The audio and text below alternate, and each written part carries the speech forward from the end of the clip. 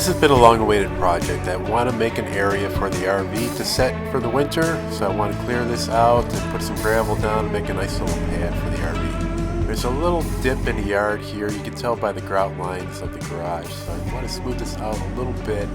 When I put the rototiller on, I put it on a slight angle so it's going to dig into one side more than the other. And I really just need to take a couple inches off, so that's why I adjusted the level to as high up as it would go.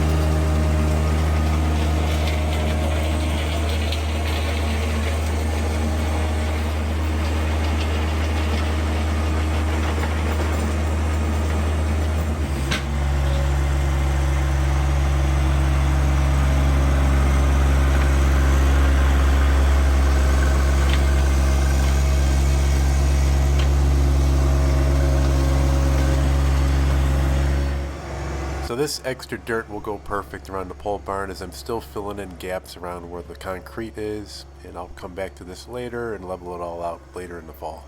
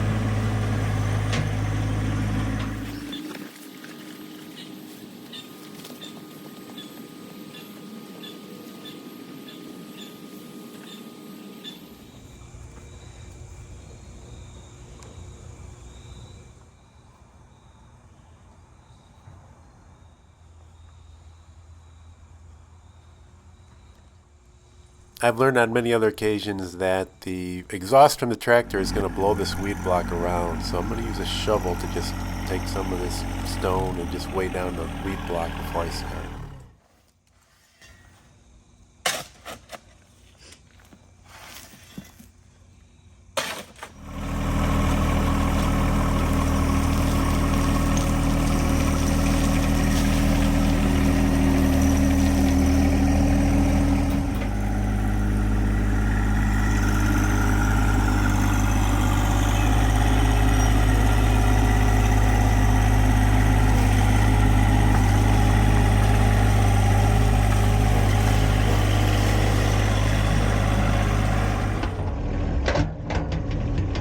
I often get criticized for not taking a full load of stone with my loader when I do a lot of these videos, but a lot of folks don't realize that when I'm doing this, I usually have one hand on a drone controller and the other one on the steering wheel, so I don't always have two hands free to use the loader controls.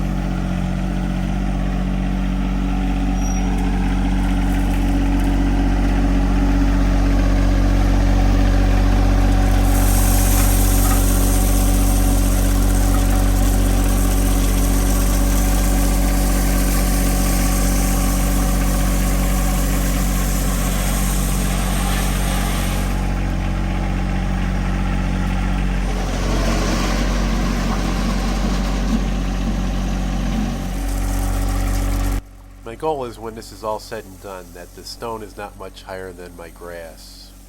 And in the future, if I decide to put concrete down, then it'll be a little bit easier. I could probably just put the forms up and not worry about digging this out to a lower level.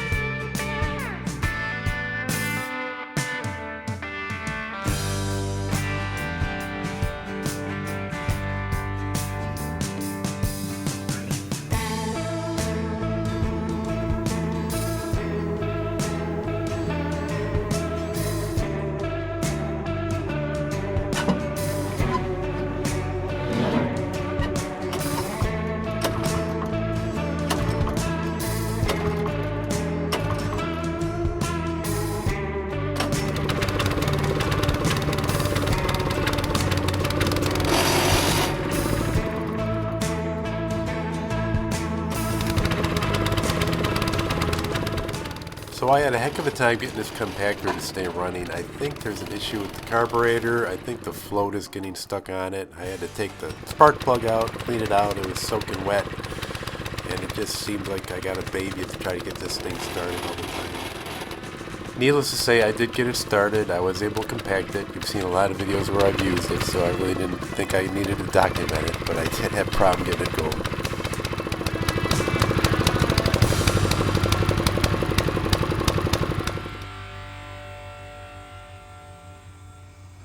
Okay, next thing we need to do is get the trailer over here, and we'll see how level it is once we get it in position. It's always a pain moving this trailer around our yard. It doesn't look that big sometimes in the pictures, but to maneuver it around, it takes a little doing.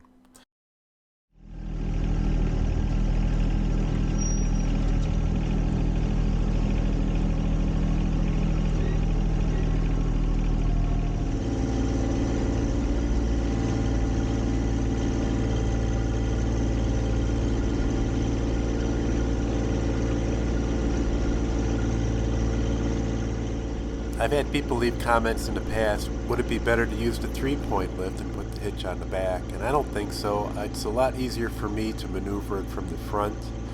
It also has more lift capacity with the loader front than the lift capacity of the back. The tongue weight of this trailer is supposed to be around 752 pounds.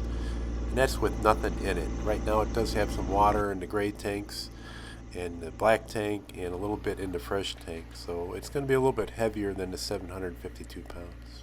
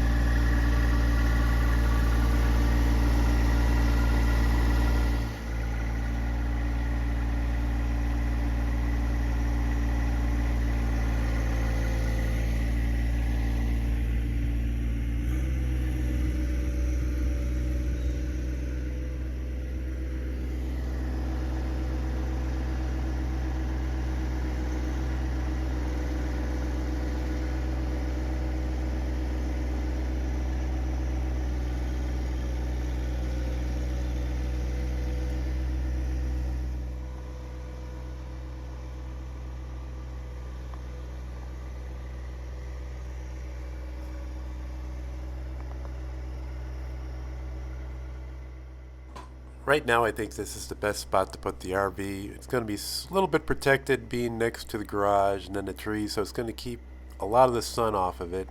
I am thinking about putting an overhang roof off the side. I'm still debating how to do that. It would take the full length of the garage. It would have to be at least 12 feet tall. And I do have an electric line, if you see my electric box right there, that goes around the house. So to put posts in the ground and put this little shed roof off the side, it's going to take a little bit of logistics.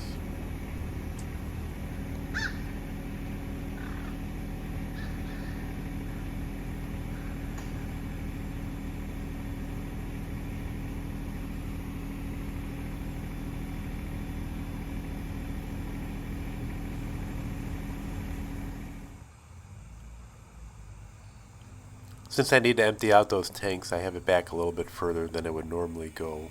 But you can see it's a pretty tight fit. I also wondered about maybe putting a little pedestal, like a campsite pedestal that you have for RVs that would have the power supply, and maybe even trench a little underground pipe over to the septic tank when I want to empty the tanks out.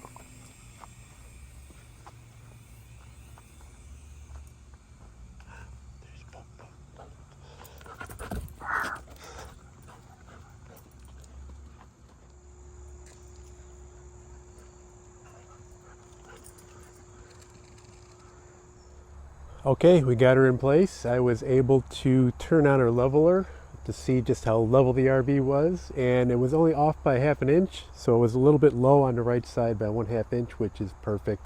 That means there's a little bit of a pitch coming away from the garage, and we leveled it out. I was able to empty out my black tank and gray tank, clean that up since our trip out west. That was all taken care of. I'll probably end up storing this in a way that we're going to move it up a little bit so it's a little bit more parallel with the garage. And when we come back from a trip, I could just pull in straight, unload the truck, and then use the tractor and just continue it straight. And then this will reverse the trailer. So then this door will be over by the edge of the garage. And I'll park it in a way that if we need to enter the RV, we can enter it. The steps can sit right on the sidewalk by our garage, on the concrete rather. And then the slide will be on this side, and the slide will be able to be used if we want to do any maintenance inside, air it out, etc., but be able to use the slide. Right now we can't use the slide because it's so tight with the garage. It's tedious to get it here because it's hard to see. I ended up looking on my phone for the drone pictures. Let me get out of the way because the sun's shining over there. But I ended up using my phone and just watching the drone pictures just to see how close I was to the garage, because I can't really see where Karen is. She was watching, but there could be a little bit of a delay when it comes to being so tight to the garage when to say stop. So it was a great project. It came out well. It was nice that I had everything on hand, so when the time did come around where I had time to do it, when I felt healthy enough and when we weren't doing any other projects, I had the weed block already, I had the stone standing by. All we needed was a nice day and for a little bit of time, and we were able to knock that out today. So I appreciate everybody watching. Hope you enjoy and subscribe to these videos. Click on that little bell when you want to know when a new one is coming out. And keep an eye on us. Take care, everybody.